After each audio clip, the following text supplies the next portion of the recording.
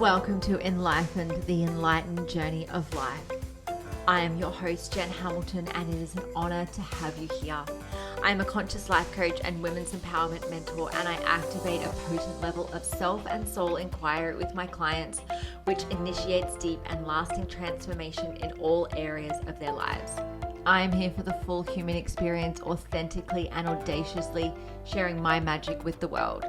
On this podcast, we're all about mastering life on the way to enlightenment. And as we are here having a human experience, we might as well embrace it all.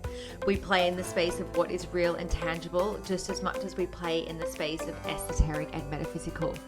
You'll be ignited by deep conversation, whether through my own personal musings, interviews with incredible thought leaders around the world, and everyday divine humans sharing their soulful stories. Thank you for being on this journey. Let's dive in.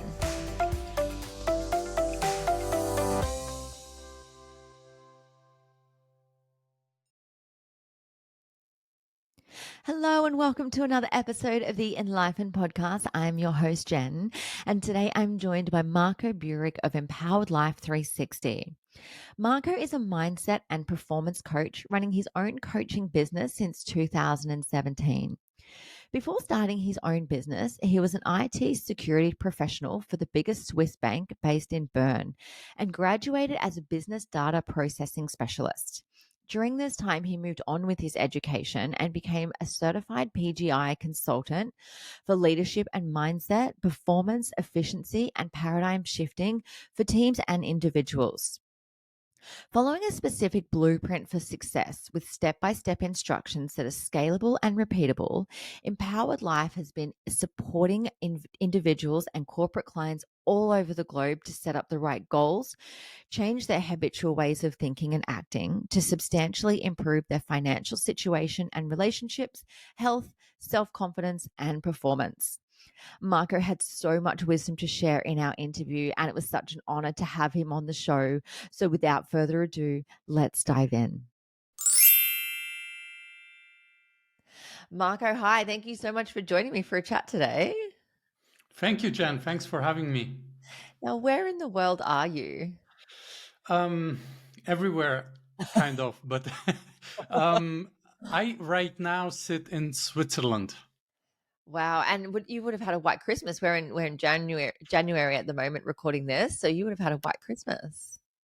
No, it wasn't No? white. It was pretty warm. It was 15 degrees over Christmas, so no white Christmas. I have this picture in my head that Switzerland is like just this like beautiful sort of wonderland of snow. Yeah, and it is, but not this year. This year it was pretty warm, but we made it white. So we went a little bit higher, and we had a great New Year's. So that was kind of whitish. Perfect. That's all you need. Absolutely. Now, you're a mindset and performance coach, and you're a certified PGI consultant, as you've done some work with Bob Proctor. I'm a huge fan of Bob Proctor. I was introduced to him quite a number of years ago with a client that I was working with who was also working under him.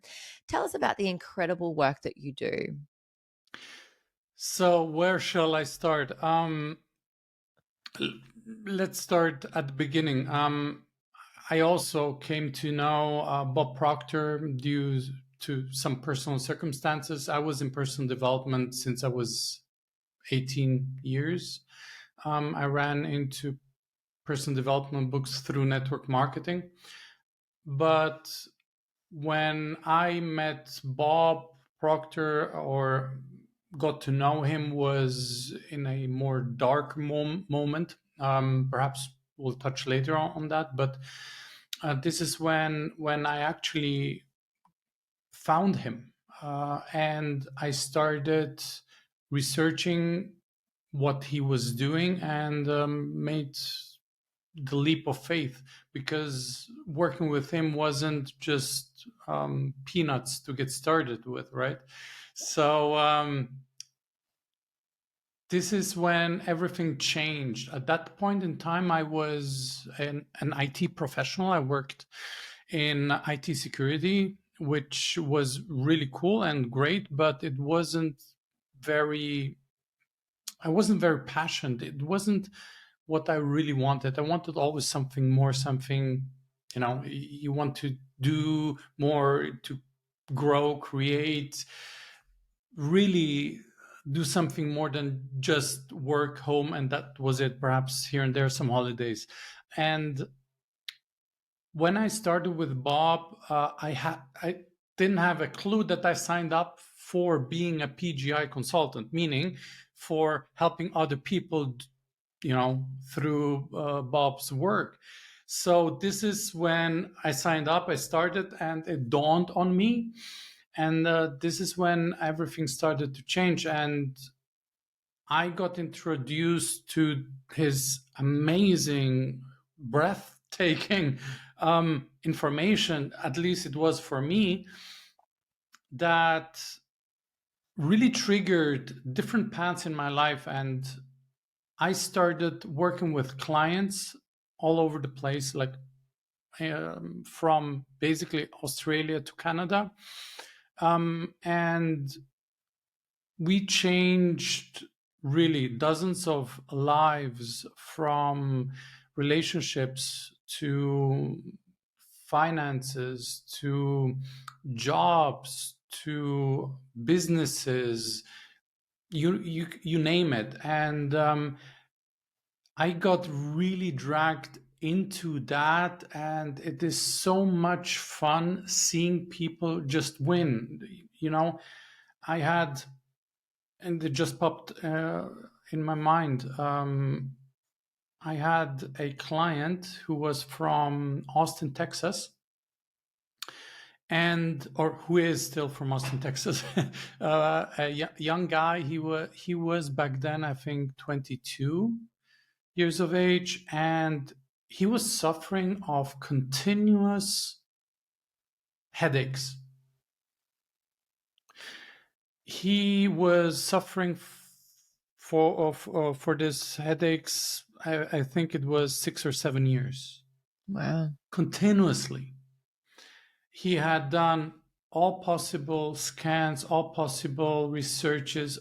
He tried everything possible what doctors would tell him and help him with. And we had our own journey, but when he started working with us, after 1 month, his headaches were gone. Wow, that's incredible. Wow. So tell us about what's actually sort of the basis of it. Is it hypnosis? Is it mindset work? Is it energy? Tell us all about that. It's woo-woo. Yes, go there. Woo is my favorite it's kind. it's crystals, it's markers. No, joking.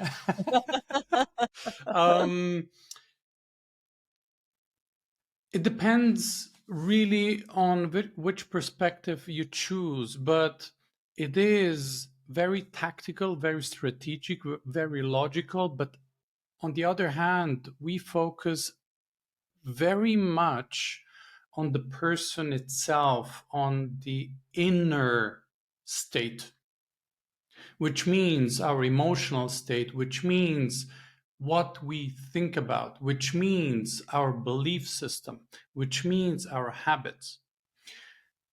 And the basis of everything is, and those who know Bob know this little guy here, the stick person. Can you see it well? I can. If anyone's listening on to the audio, you'll have to jump onto YouTube to have a look at this, because I have not seen this before. It's like this metal contraption thing that looks like you're going to go catch a bear with it or something. or a turtle with a big smile, I heard Oh, someone I say. see that now. Yes. Okay. Sure. So you haven't seen it? I have not seen Jen? this. No. No? Okay. Yeah, you have to check it out, because it's called the stick person. Very simple.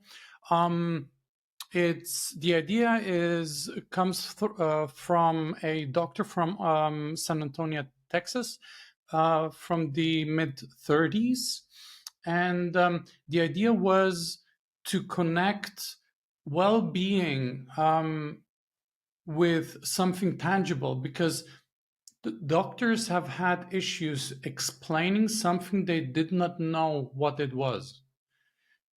If we don't have a picture, It's hard to explain to somebody so that they understand, right? So, and let's start this. This is called the stick person. Now, we are talking also about, I'll put this down a little bit, mindset, right? Yep. Mindset. So if we ask any person, perhaps you can jump into a person or just answer these questions. If you would imagine the mind, how would the mind look like for you? Oh, that is a great question. I see it as not a tangible thing, not a physical thing. When I think of mind, I instantly go to my head and I go to my brain, but I go to sort of more the inner workings of that. So it's not something tangible. So it's like inside the brain, Yeah. but it's a vision. Yeah. So we automatically and are drawn to our head, to our brain, but as Bob says, the brain is as much the mind as our fingernail is, or our hand, whatever. It's not an organ. The mind is not an organ. So the stick person is the picture of the mind, and it is very tangible. So the mind is in every cell of our body. It is movement, right? This is very important to hold and to remember. Now, how the stick person works, I will go quickly through that. We have two circles. We have a big circle with a line, and we have a small circle. The big circle with the line divides the conscious and the subconscious mind. The conscious mind has 5 sensory factors. We can see here, smell, taste, and touch. And it is divided in half because one part is the conscious, the other part is the subconscious. Now, there's a difference between conscious and subconscious. The conscious mind can decide, can get information, can store information, and all those active parts we think with our conscious mind. Our subconscious mind is deductive. So that means it just receives. It cannot decide, it cannot differentiate between real and imagined. Very important. In our subconscious mind, there are things stored, information. These informations are habits, beliefs. We also say the subconscious mind is our heart. It's our emotional mind. So our subconscious mind communicates with us through emotion.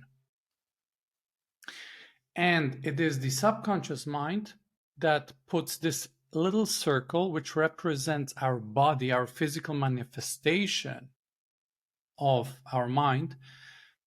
It controls the body. So the body is an instrument of our subconscious mind. And whatever is stored in our subconscious mind is given to our body, which creates a movement. We call it behavior or action, right? And when I say that we do only what we feel like doing, it makes total sense.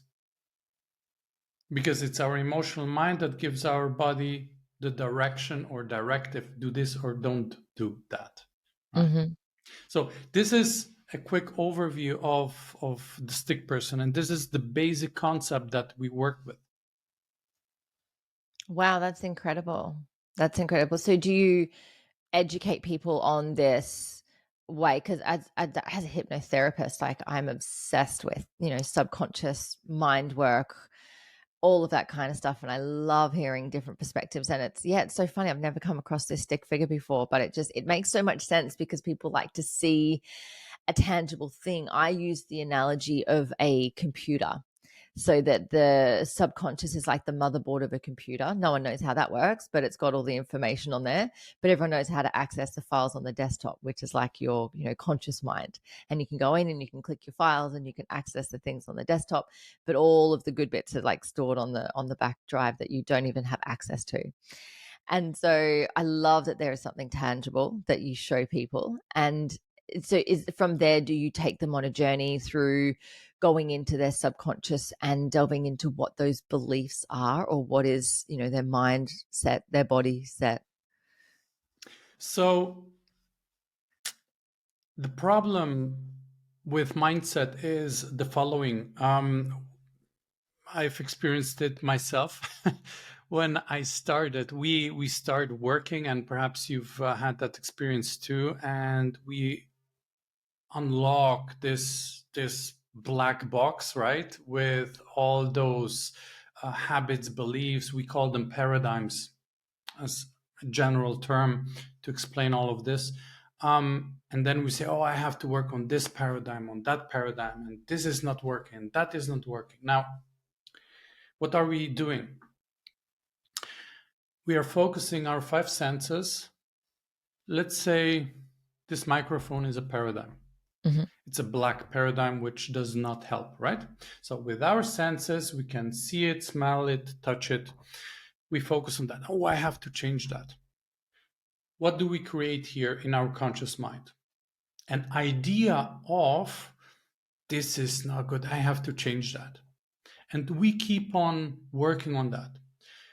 With time and repetition, this idea gets stored in our subconscious mind, right? So our subconscious mind gives this information along to the body, and our body starts behaving and acting accordingly. Now we jump into the laws of the universe, right? Universal laws. And the most important and most basic and most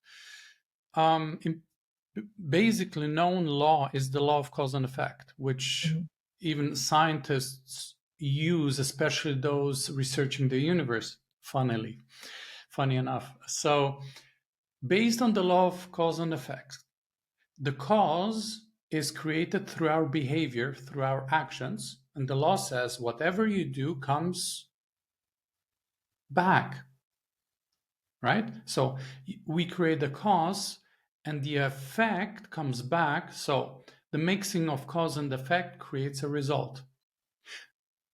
What is going that result to be? If we are focusing on, I don't want this, we program our subconscious mind with that, and we behave according. More of the same. It's like, let's say, somebody wants to get out of debt, right? So I want to get out of debt. The thought is that they are going to be in it, or that they are in it anyways.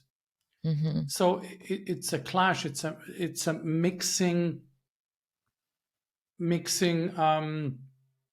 message to our subconscious mind.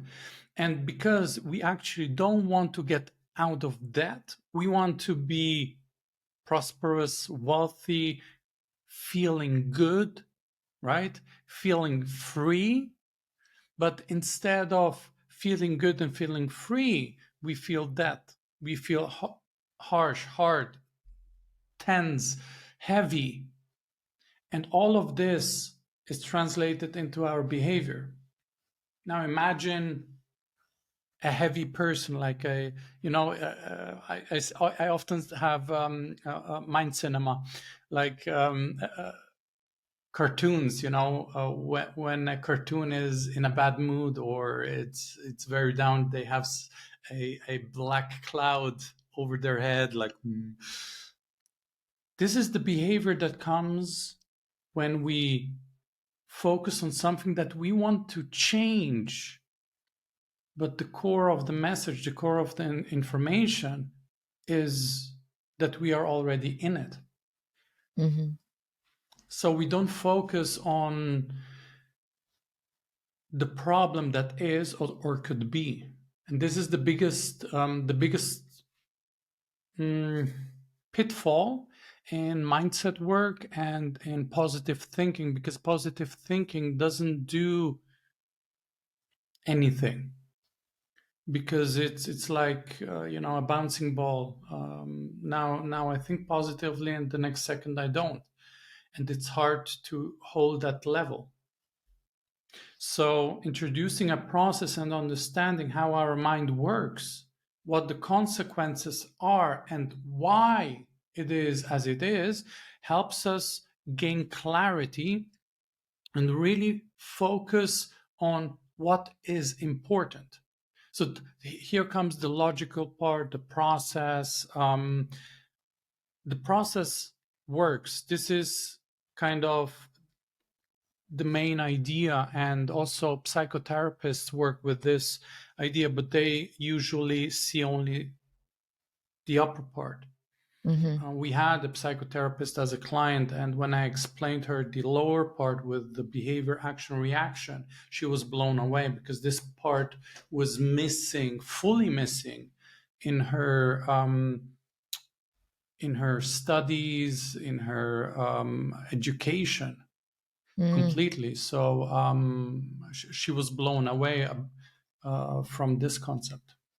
Yeah, it's incredible, isn't it? When I did clinical hypnosis training, I did strategic psychotherapy as well, and it's true. Like in the training, there is a lot about the mind work as well. We do go a little bit into the somatics as well, with the body and stuff. But I think we're seeing a lot more of it now. People are more understanding that just that connection that we have with our body, that our mind exists all through it, and that we have this incredible power to change. We can create change. And it's not just about, I didn't even use the word positive thinking or positive talk, because it's got a charge, because then basically we're setting ourselves up for failure, because if we think the opposite of that, we code it as negative.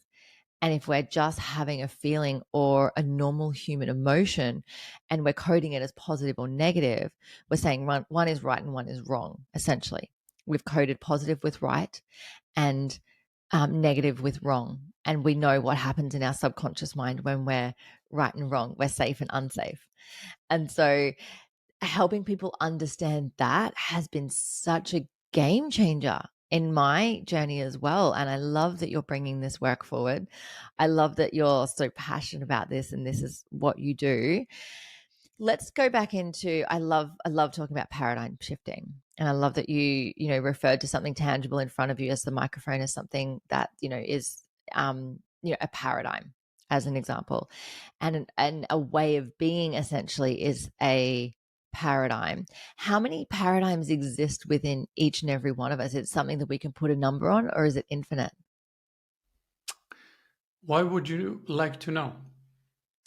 I'm just curious, because when I talk about shifting paradigms within myself and in my own work, for me, it is a belief system. So an old paradigm thinking that I shifted through massive wealth blocks myself, because as the example that you gave of reminding yourself constantly if you're in debt or you're not making enough money, or the words that we say so unconsciously that just kind of fall out of our mouth. It's like, okay, well, I'm seeing debt in a loan. I have debt. What do I want instead of that? Not the debt. We're wired to say what we don't want. And this is where I talk about the towards and away motivation. It's like, don't tell me what you don't want. Tell me what you do want. And so that for me in itself, like that was such a big area of, wealth was such a paradigm for me. Then in my relationship that I'm in now, I'm, relating to someone in a way, throughout our, 2.5 year relationship, I've had a completely different way of relating to someone, because I truly believe that we're upgrading in the way we think about relationships, about how we understand the biology of men and women, how we understand monogamy, how we're understanding, cultural, religious, patriarchal expectations of roles within relationships. So for me, that like relationships have been a paradigm. So that's why I was curious, like, is everything just a paradigm, or is it kind of like the major stuff that we go through in our lives? It could be around, how we work, how we travel. Like, what is that for you? Yeah. I wanted to challenge you a bit because we are all so tied into logic, strategic process, strategy, understanding all the bits and pieces. And me coming from a technical background, it's You get it. very, I get it. It's very strong. It's sometimes, yeah, it can be hard for myself. What I've learned is that, and I never asked this question, so I don't know the answer, but what I know is that we are operating between 95 to 97%, 95 to 97% of our time on automatic schedule, basically. Mhm. That would indicate that the majority of the time paradigms rule. Now, a paradigm is not good nor not bad, and I totally agree with you. Putting good or bad, positive or negative to things, like the question is based on what? What is the gauge? What is the neutral point that would say that's neutral, and then if it's off in that way it's positive, and in the other way it's negative. Mhm. But what's the neutral point? If I say I'm the neutral point, then it doesn't make sense for you, because you might have a totally different neutral point, Mm. which would make my positive your negative, right? Yeah, exactly. It's completely subjective. Like, it's not measurable. Uh, exactly. So paradigms are the same. We don't say good or bad, but what we can say is supporting or supportive or not. Does Mm. this paradigm support me towards what I want? Right. Mm. So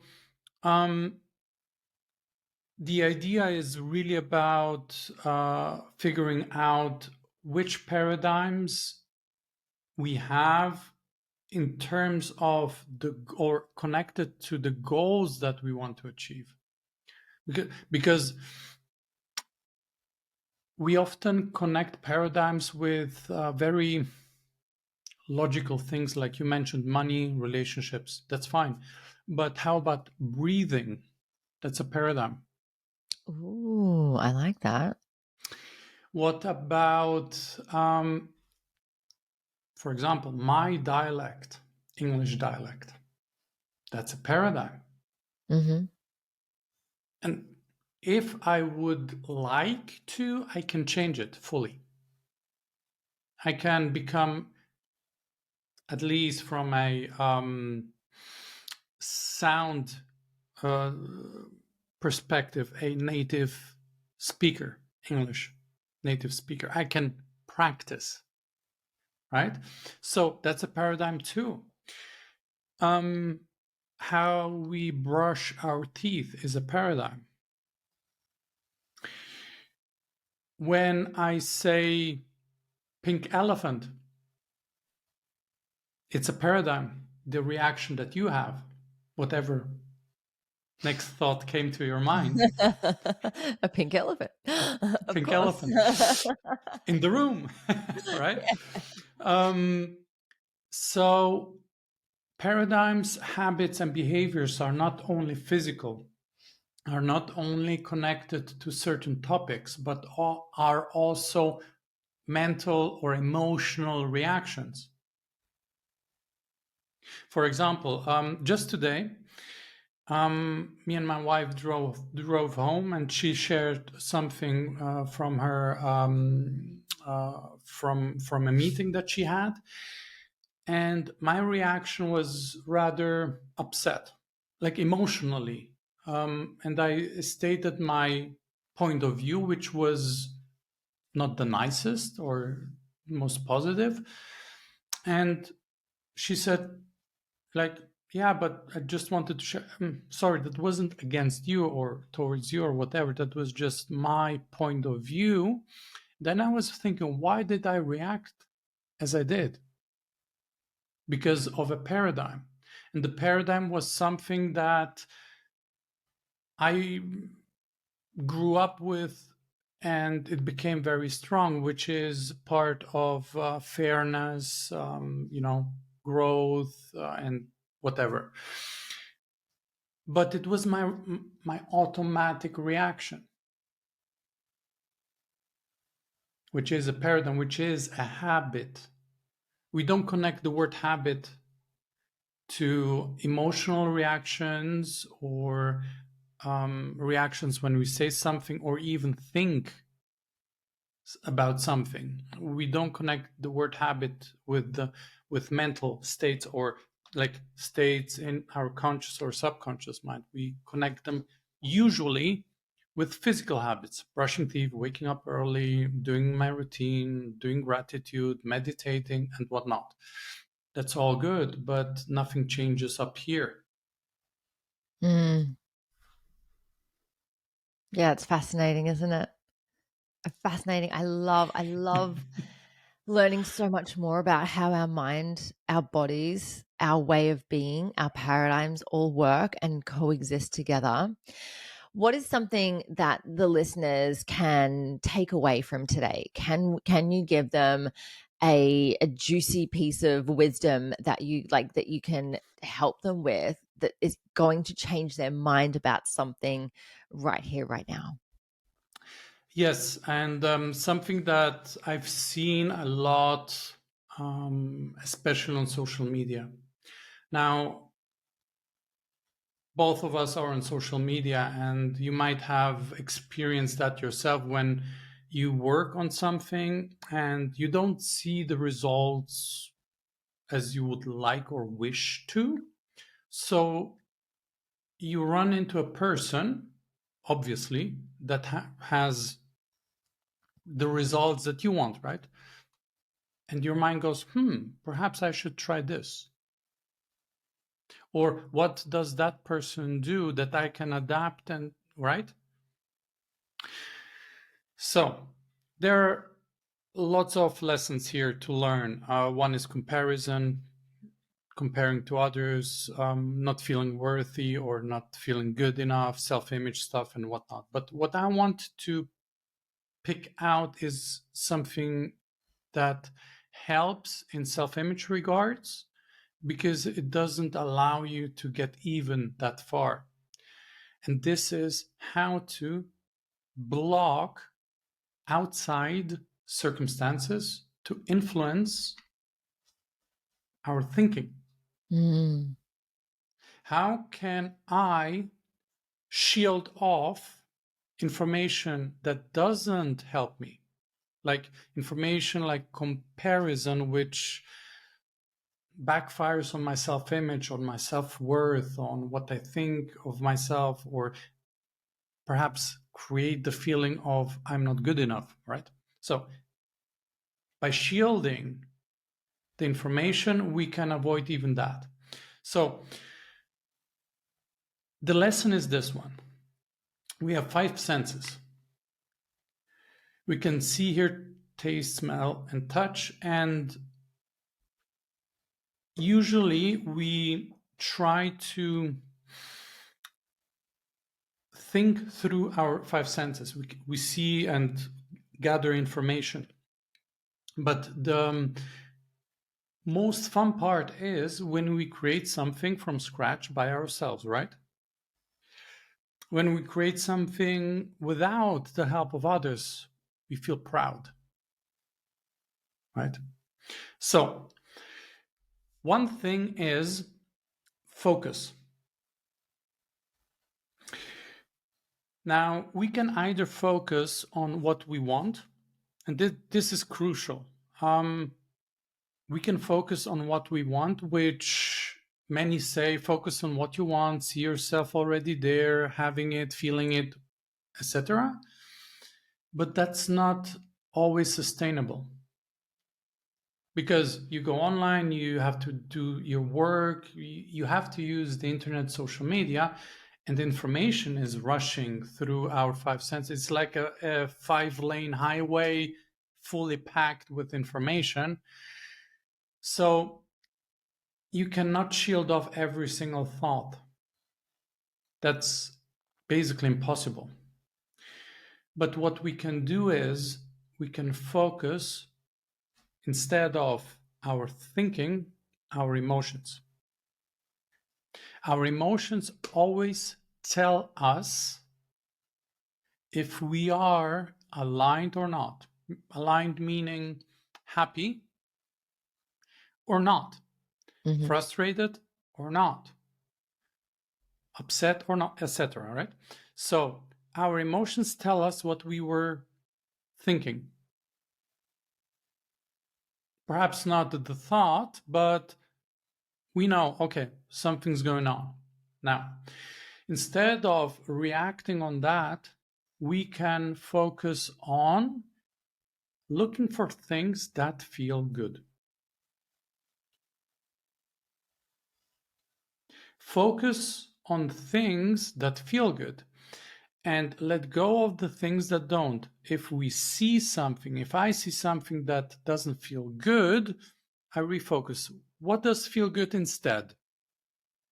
What does feel good instead? What I do is I gauge my emotions, give my five senses the instead, and because I use the focus part, which is one of our mental faculties, not sensory factors, it's a faculty, mental faculties. We have 6 of them, but using that one to refocus, we keep our conscious mind busy, which shields off all other information. Right.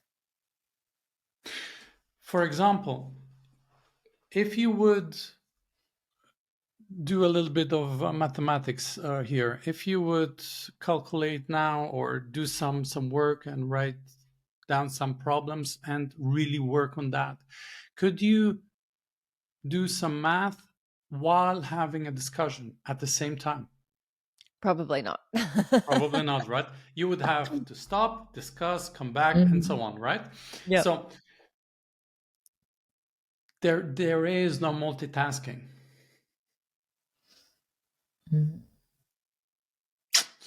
Multitasking is a myth. Okay.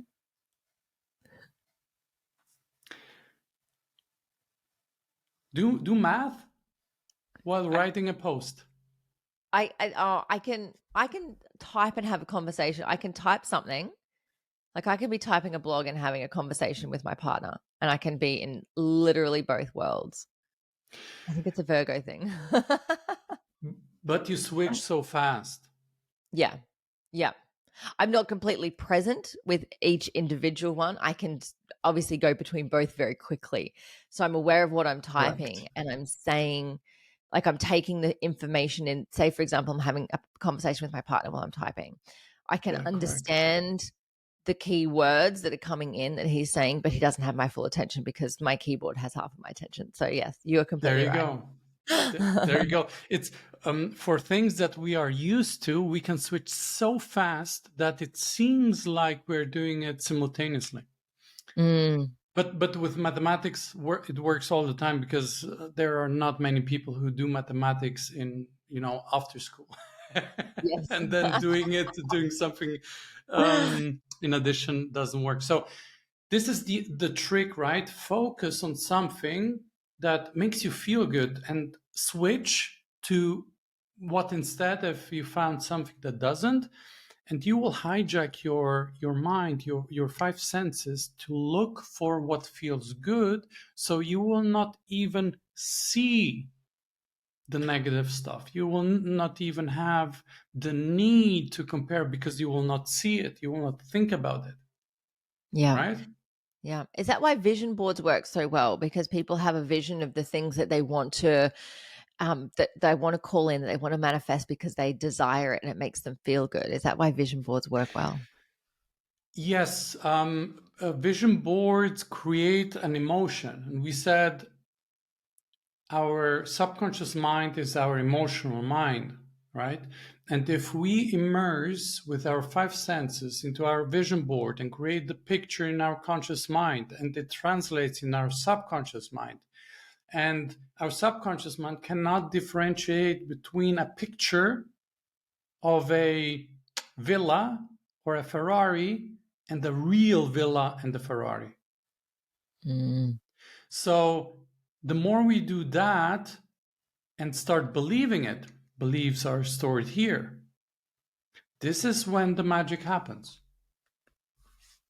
I love it. I love it. I could just nerd out on this all day.